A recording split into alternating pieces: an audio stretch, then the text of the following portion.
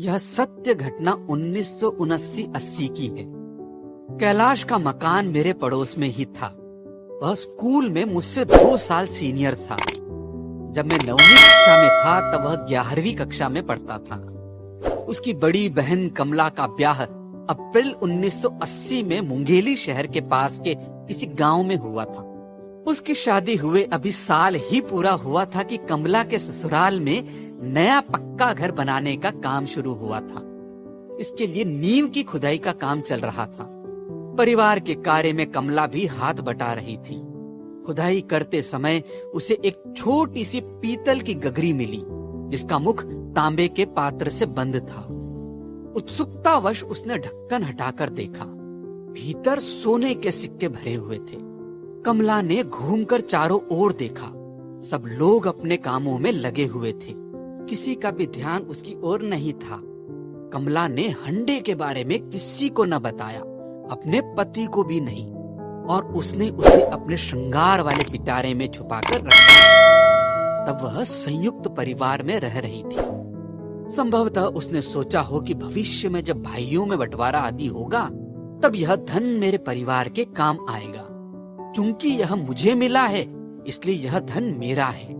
कुछ दिनों बाद कैलाश अपनी बहन से मिलने तथा मकान बनाने में हाथ बटाने आया। तब कमला ने हंडा मिलने के बारे में उसे बता दिया और उसके द्वारा हंडा अपने मायके भेज दी। इतना सोना देखकर किसी का भी दिमाग खराब हो सकता था। इस मामले में कैलाश का दिमाग खराब हुआ। कहावत भी है कि कनक कनक ते सो गुनी, मादकता अधिकाय, या खाए बौरात नर वा पाए बौराए। मेरा मित्र भी बौरा गया था। उसे पहली फिक्र यह हुई कि वे सिक्के असली हैं या नहीं। यह पता लगे तो मालूम हो कि कितनी अमीरी घर आई है। जिस परिवार में कभी इकट्ठे तोला भर सोना न आया हो, वहाँ इकट्ठे किलो 1.5 किलो सोना आ गया हो तो वहाँ स्वयं पर नियंत्रण रखना कितना मुश्किल हो सकता है, इसकी कल्पना की जा सकती है। कैलाश के घर से थोड़ा आगे सुरजीत सिंह एक रहता था, जो आयु में कैलाश से लगभग 2 गुना था। वह बहुत ही मिलनसार था तथा उसकी जुबान मीठी तथा दिल जीत लेने वाली थी। कोई भी आसानी से उसका मित्र बन जाता था।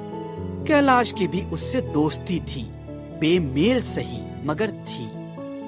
एक दिन कैलाश ने उसे रुपयों की सख्त जरूरत बताते हुए सोने का एक सिक्का दिखाया और कहा कि इसे बेचना है। तब सुबह वाली बस से कवर्धा या बिलासपुर जाकर सर्राफा बाजार में सिक्के की जांच कराने तथा बेचने की योजना बन गई। वह सिक्का जांच में असली निकला। पुराना सोना था, अतः वह अच्छे खासे दाम में बिका। दोनों की बाँछें खिल उठी थी। बात खुशी की हो तो पार्टी तो बनती ही है, और वह पार्टी किस काम की जिसमें अंगूर की बेटी शिरकत ना करे। इस तरह पहली बार शराब कैलाश के मुख से लगी थी। पास में पैसा तो था ही, रोज पार्टियां होने लगी।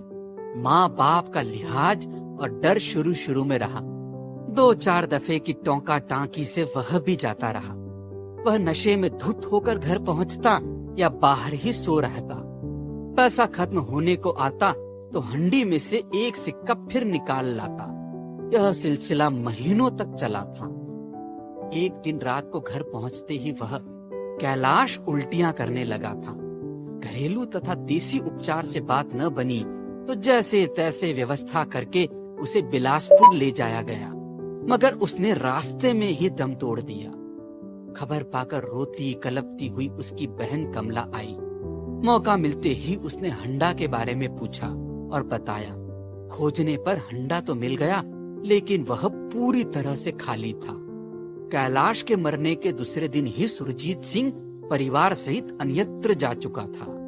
यह अनुमान लगाया गया कि उस सुरजीत सिंह ने सारे सिक्के एक साथ बेचने तथा मालामाल होने का प्रस्ताव रखा होगा।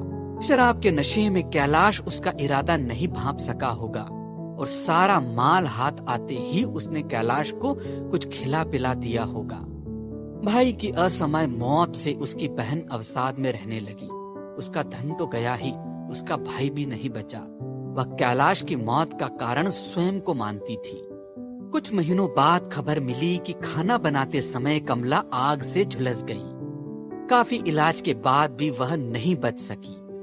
जवान बच्चों के असमय मौत को उनका पिता बर्दाश्त नहीं कर सका और पागल हो गया। उसका पागलपन दिमागी था, बस हर समय बातें करना, स्वयं से तो कभी अपने मृत बेटा बेटी से बातें करना। वह कभी कहता कि बेटी यह हंडा तुम्हारा है, इसे ले जा, कैलाश को मत दो, वह शराबी है, सब बर्बाद कर देगा। तो कभी कैलाश को गालियां देता और बहन के धन को शराब में उड़ाने से मना करता। यदि कैलाश और कमला का पिता पागल न होता तो हंडा मिलने की बात गुप्त ही रहती तथा हंडे के शापित होने की कहानियां भी न उड़ती। वह हंडा शापित था या नहीं, इसका फैसला आप ही करें।